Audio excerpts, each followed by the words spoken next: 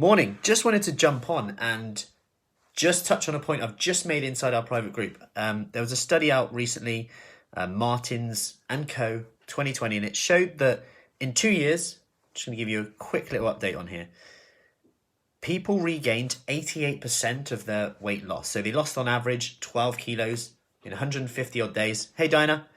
And over the 2 years later, people regained 88% of the weight. And I just want to touch on a few reasons why here, okay, this might be. So they wanted to look at starvation mode. Does your metabolism go down?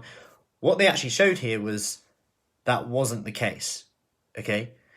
Metabolism changed by about 54 calories, which is still something, it adds up, but it wasn't that they went into starvation mode or anything like that you often hear a lot. Hey, Dawn, you often hear all that, all the time, like starvation mode. And what they actually now believe to be the case is what people do, or what people seem to do when they diet. So you've got to consider that when people diet and how they diet is a big, big thing here.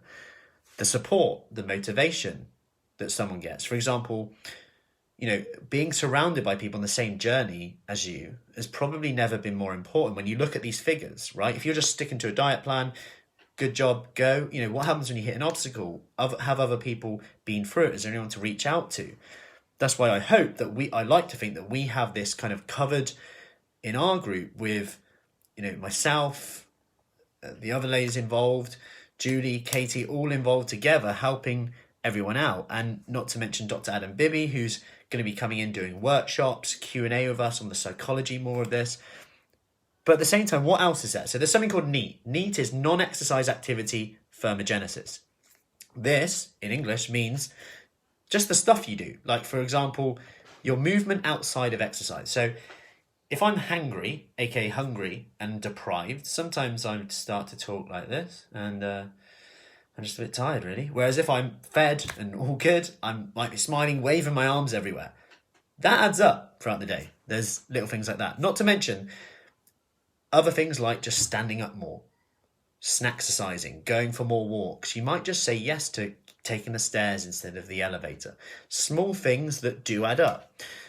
Loss of lean mass. So this isn't just muscle, but it's also organs as well, right? Organs actually take up a lot of calorie burning exercise. So calorie burning. So, organs going down will mean that your metabolism it means you reduce your calorie burn. So that may play a role as well. But when you lose muscle, it might be that someone actually goes through that cycle so many times that then they do less. Okay. And if you then do less, you burn less calories. Throw on top of that, you're actually just a lighter person, right?